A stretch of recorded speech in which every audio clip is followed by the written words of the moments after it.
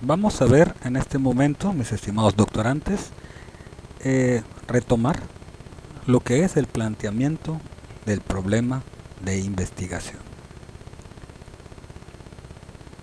De acuerdo a Hernández, Fernández y Baptista, plantear el problema no es sino afinar y estructurar más formalmente la idea de investigación. Ackoff, citado por el mismo autor, Hernández, ¿sí?, dice que un problema planteado correctamente está resuelto en parte. A mayor exactitud, corresponden más posibilidades de obtener una solución satisfactoria. El investigador debe ser capaz no solo de conceptuar el problema, sino también de escribirlo en forma clara, precisa y accesible.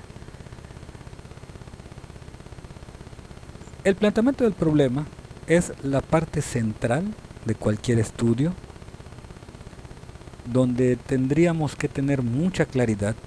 Nos va a apoyar, nos va a ayudar a tener una dirección muy clara de hacia dónde se quiere ir y sobre todo cómo se va a hacer.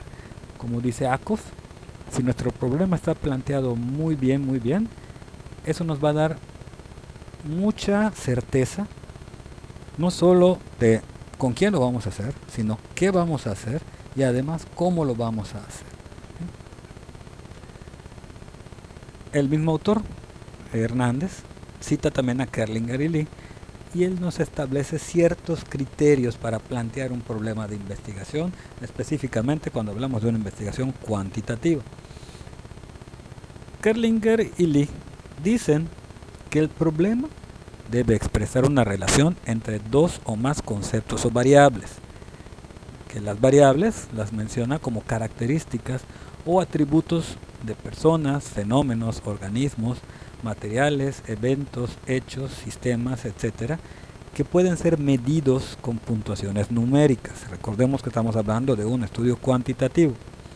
Y esta segunda característica es muy importante porque dice que el problema debe estar formulado como pregunta, pero que tiene que ser una pregunta clara, sin ambigüedades. Este autor nos menciona algunos ejemplos como, por ejemplo, ¿qué efecto, en qué condiciones, cuál es la probabilidad de, cómo se relaciona tal con tal? ¿Sí? El planteamiento debe implicar la posibilidad de realizar una prueba empírica, es decir, la factibilidad de observarse en la realidad objetiva. En otras palabras, el planteamiento del problema tiene que ser posible de verificarse en la vida real, que lo que planteen como una problemática sea posible interpretarlo numéricamente y poder ser realizado, ¿sí?, en la vida diaria, en la realidad objetiva. ¿Sí? Sin embargo, es muy importante que también consideremos lo que dice Guadalupe Moreno Bayardo, porque Guadalupe Moreno Bayardo se ha enfocado en lo que es la investigación educativa.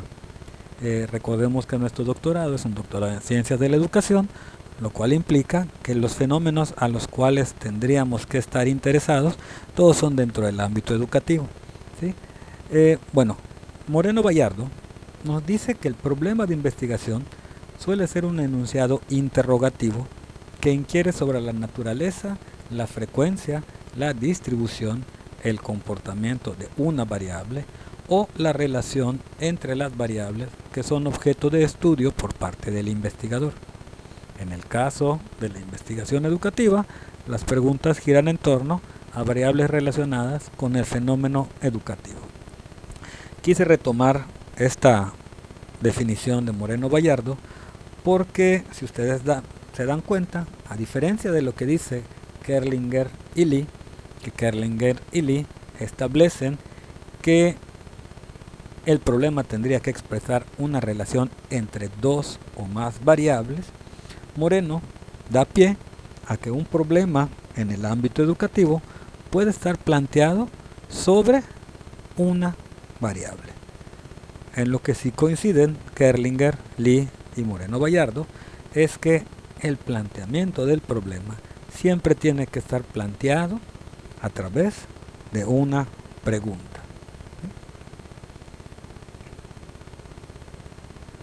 Moreno nos dice que la pregunta que se tiene que plantear como un problema tiene que tener dos características.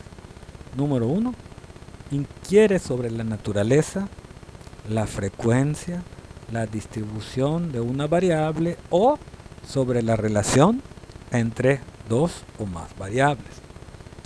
Y debe ser susceptible de verificación empírica, que en esto coincide con Kerlinger-Guilly. Esto es, que sea posible obtener evidencia de que puedan fundamentar la respuesta o respuestas que le son dadas al término de la investigación.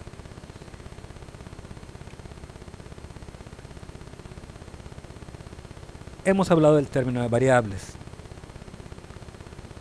Tenemos que tener mucha claridad de qué es lo que son las variables.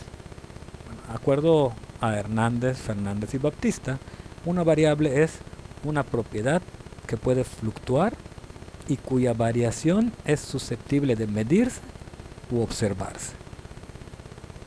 Entonces, si las definiciones que hemos estado analizando establecen que un planteamiento del problema tendría que tener una variable o la relación entre dos o más variables, tenemos que tener mucha claridad, ¿sí?, de qué tipos de variables existen.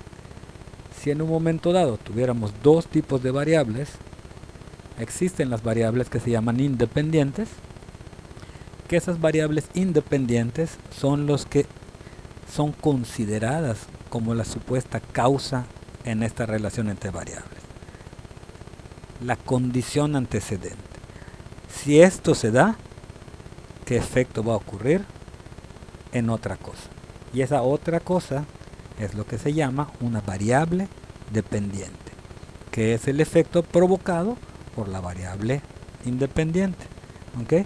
Si el planteamiento del problema establece la relación entre dos variables, pues una de ellas tendría que ser independiente, que es la que causa, y la otra tendría que ser la dependiente, que es el efecto. En estudios experimentales, el investigador puede incluir dos o más variables independientes o dependientes, ¿sí?, cuando en realidad existe una relación causal entre una variable independiente y una dependiente, ¿okay?, al variar intencionalmente la primera, la segunda también variará. ¿Okay? Si es así, pues puedes establecer que haya una causa y un efecto. Aquí un ejemplo es que si la motivación es causa de la productividad, al variar la motivación, deberá variar la productividad. Pero vamos a ver algunos ejemplos más dentro del ámbito educativo. Un planteamiento del problema, ¿okay?, tiene que, como mencionamos anteriormente, estar presentado a manera de pregunta, tiene que identificarse, ¿sí?, la relación entre variables, si estamos hablando de más de una variable, y tiene que ser lo más delimitado posible. Recuerden que les mencioné hace rato que un planteamiento del problema bien hecho nos debe decir con claridad qué se va a hacer, con quién se va a hacer, cómo se va a hacer y cuándo se va a hacer. En este ejemplo que les estoy presentando, vamos a ver el planteamiento del problema.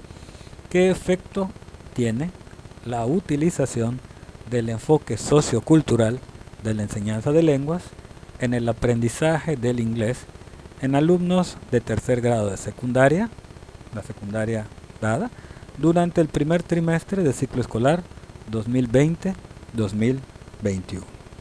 Aquí podemos ver que el planteamiento del problema está presentado a manera de una pregunta.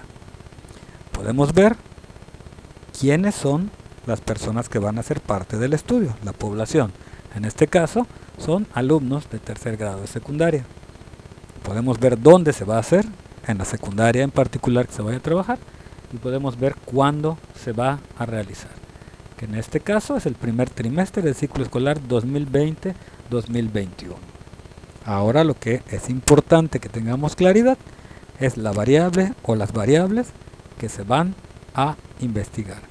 Para el caso de este ejemplo, las variables son dos. La utilización del enfoque sociocultural de la enseñanza de lenguas y la otra es el aprendizaje del inglés.